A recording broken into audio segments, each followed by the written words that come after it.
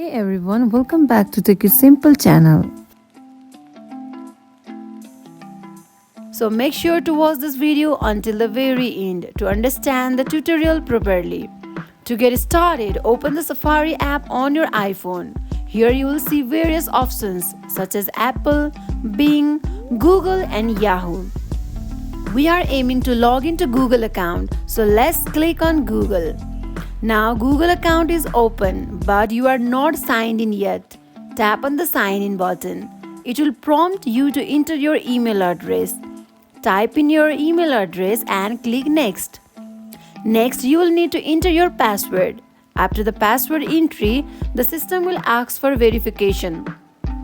After the verification, there you go, you have successfully signed into Google account on Safari. So that wraps up this tutorial. If you have any questions about this whole process, please let me know in the comment section below. And if this video helped you out, please give it a thumbs up and subscribe to this channel for more tutorial videos like this one.